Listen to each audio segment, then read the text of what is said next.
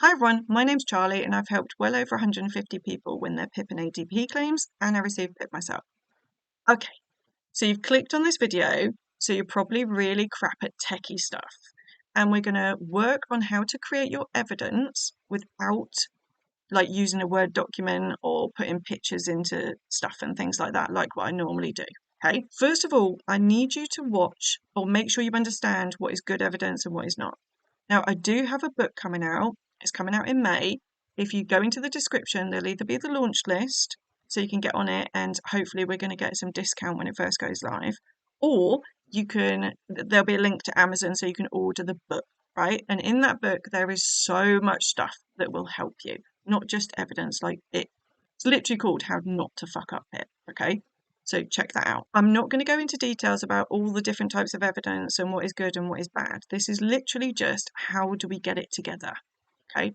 Because when you send your evidence to the DWP, what they do is every single piece of paper becomes what's called a different tab in the system. Actually, let me show you. So this is called Excel. This bit here is a tab where it says sheet 1. So say, for example, your form, that will go on sheet 1. Then if you send an appointment letter, that will go on sheet 2.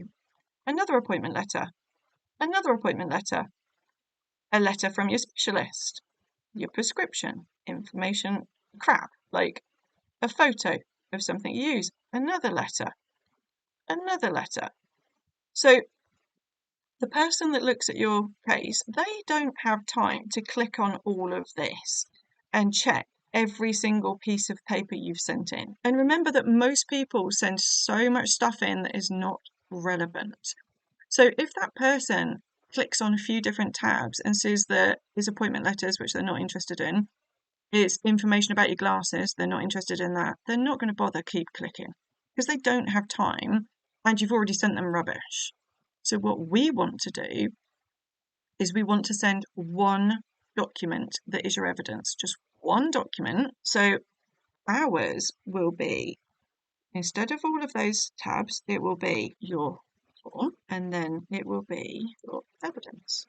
So there will only be 2 things for that person to click on. They will be more than happy and have enough time to click on 2 things. So how do we get all of your evidence into one document without using a computer? I want you to get pen, paper. We are going to add some photos in, they're really important, and like a stapler or a paper clip. Okay, so what we're going to do is we're going to create our page 1. You see that? So on every page, you're going to put page 1 of, and we don't know what the end number will be because I don't know how many pages your evidence is going to be, but I don't want it to be more than 13 pages ideally. Okay. Then I want your full name, your national insurance number, the date, and then you can write something like this. You could just write evidence, my evidence letter. Okay. Now at the bottom of every page, you must put your full name and your national insurance number. That is page 1 of your letter. Okay. Then what I tend to do next is I do specialist letters. So here I've just done specialist letter. And then, so don't send them the originals. So you're going to need to go, like, sometimes my pharmacy's got a photocopier. Like, you might need to go to the library to photocopy. Do not send the originals. And you want to copy this, so you've got a copy for your records, okay? So with the specialist letter, make sure you put the page number at the top. And I've not done it. Every piece of paper, your full name and your national insurance number. Every piece of paper. I'm sorry. Thought I was prepared. Okay. Then we're going to put in your repeat prescription. So take a photo of it. You do need to get this printed off. Or no, you could use your repeat prescription because we're going to staple everything together. Okay, but in my head, I'd like it on an A4 piece of paper, but I'm being too particular. Repeat prescription, again, page number, top right hand corner, page 1, page 4 of however many you do. And at the bottom of the repeat prescription, full name, national insurance number. That is how they file you, by national insurance number. Every piece of paper has got to have that on. So we've got specialist letter of the main condition that affects you. if you've got one, hopefully you have. Repeat prescription. Where's my list? What I'd like is your diagnosed conditions. Now, if you've the main ones that impact you. Okay, I'm not interested in if you dislocated your knee 5 years ago. Don't care. I'm only interested in the main conditions that totally impact your life. Now, you can get these from an app, but I'm thinking you probably don't want to do that.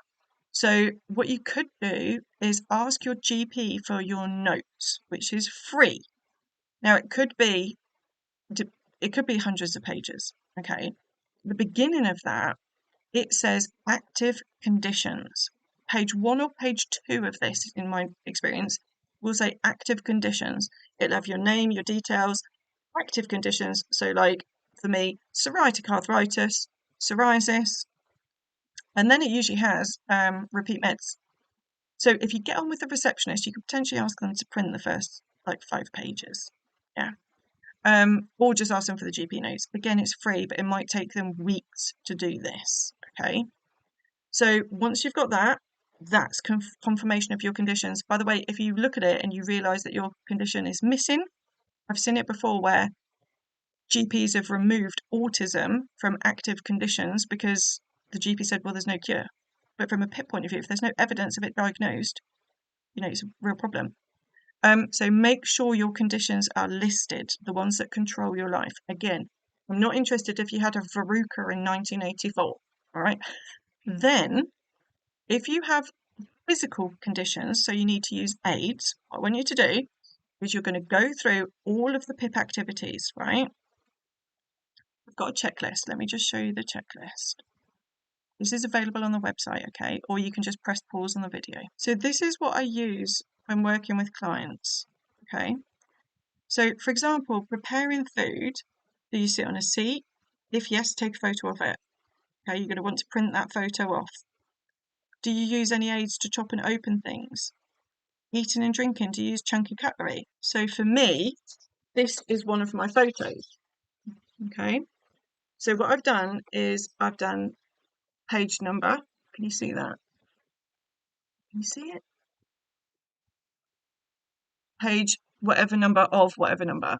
Then I've titled it Eating, Taking Nutrition. My can you see that? My cutlery and aids. And then, where is it? Again, always, every page, your full name and national insurance number. Obviously, I've not written my name. So, really important. And then, like, managing therapy. So, this is my pill pot and my happy cow. So, again, where are we? So I could put the page numbers. And then I've just done it's managing therapy. Here is my pill pot. Make sure, so this bit here where it says show your name and address, I've just covered mine. So obviously I'm not putting my address out there. But every box of medication has our full name and address on it. So you just want to put one box of medication with your pill pot so they can see that it's not a Google stock image, that this is actually yours. And then, same again, full name, national insurance number. Okay, so go through, do the photos, use the checklist. Actually, we'll check the checklist. So the managing therapy, the pill pot that I've just shown you, if you inject any pill cutters or pill poppers, don't take photos of all your medication. You don't need it, okay, because you're putting your repeat prescription in there. Washing and bathing, anything you hold to get in and out of the bath or shower. By the way, when you see this online, it'll have a seat in there. A seat or a step. I've missed it off here, so I'm really sorry. Any cleaning aids that you use, like a long-handled brush or something for your feet if you can't get to your feet. So the toilet, anything you hold to get yourself on or off the toilet, any aids used to clean yourself, irrigation equipment, any pads you're wearing. Make sure, so say for example, you hold a towel rail and you wear pads, just put pads on the toilet when you take the photo. So you've just got one photo, okay? So dressing and undressing, any sock aids, grabbers, a seat or a step that you might put your feet on, or you have to sit on a lower seat to be able to do it. Reading and understanding overlays only if you are diagnosed as dyslexic and you can prove you're diagnosed as dyslexic do overlays count. Magnifying glass, this to get the points here is not you like to use it, it needs to be a necessity. And the only time I've got the points here is when someone's had a like blind in one eye, like severe issues with their eyes. Obviously glasses don't count. Mixed with people, the only thing that is on there is headphones, and that's for obviously people that are autistic. Mobility, any walking aids you use. Okay. You don't need to be in any of these photos. All right. Not any of those photos. Okay. The other thing, so we've done that bit, we've done the specialist letters, we've done diagnosed conditions, we've done current meds. Now, most of you won't have these, okay? So say, for example, you get a really swollen right knee, and I mean really swollen, that someone would see a photo and be like, fuck, like that swollen. Make sure you take a photo of both knees so you can see the difference, not just one knee. So many people just take the photo of the swollen knee, but I don't know, you might just have a chubby knee. Like, it needs to be both knees, right? If you get carer's allowance, any MRI outcome letters, the tribunal doctors love those letters. Please make sure that they actually say something's wrong and it's not just a letter saying you're fine. If you're at the doctors and the specialist, and they show you an X-ray and they're explaining what's wrong, get your phone out, take a photo. Really good for PIP. Or MRI scans. If you've got degenerative disc disease, ooh, and they show you a photo of your spine, they show you the image of your spine and point out what's wrong, get a photo. You can't get these from doctors. It won't show in your GP records. It will just be a note of mainly when you spoke to the GPs. If you did have extra support at school and you're dyslexic or you suffer from dyscalculia, even though this evidence will be over 3 years old, it's still really important to include. So once you've got your whole pack together, okay, you've printed off your photos, you've got your specialist letters, you've got your repeat prescription, you've got your diagnosed conditions. If you can't get your diagnosed conditions because you can't use the app and you need to get this done quicker than getting your GP notes, still ask for your GP notes so you've got it for the future. But you're going to put them on the form. There's so many issues with GP records not being up to date. That's why I like it in the evidence pack. But if you can't do it, that's the one bit I'd leave out. Everything else I would not leave out. Okay.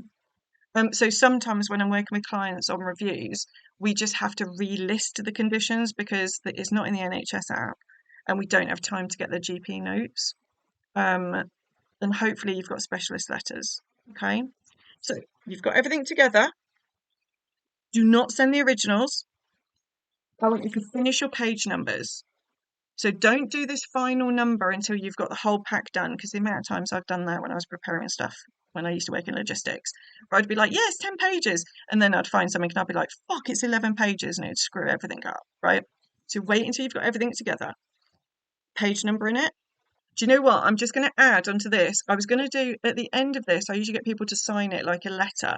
But what we'll do is here on your front page, we're going to sign it. Okay. Just sign it beneath the evidence bit. Okay. Because it's a letter.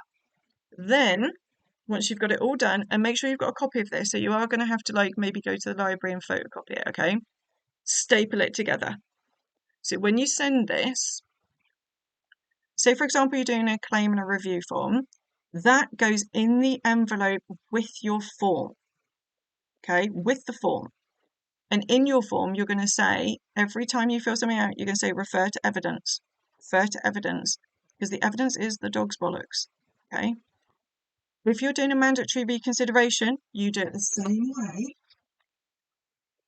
and you can just write the information in there, but the photo, so it's one document. Same for a tribunal submission, one document. Otherwise, I was in a tribunal once, and I kid you not, we sat there for over 10 minutes while the judge, the doctor, the disability specialist clicked on hundreds of tabs, because the person I was working with before they met me literally sent hundreds of things to them. Hundreds. They couldn't find the good stuff because there was so much crap in there. So I'd done a one document, which is what we based the whole case on. Like once they got that one document, they were just very, very grateful. Okay, then you're going to send it recorded delivery, signed for next day. Do not use their free post because they lose them. Okay, so signed for, recorded delivery, even though they don't like us doing that. I've seen like people have lost their funding because they say they didn't get the review form, and they'll just stop your funding, okay, if they say they don't get it. And the lovely ladies at my local post office got very angry with me once because I said it didn't arrive, and they made a point of, well, it's interesting how post arrives everywhere else. So don't trust their free post. I know that costs money, but you've saved money because you haven't paid for all the bloody GP letters and everything. Keep the receipt, keep your copy, and you are done. I hope this helps.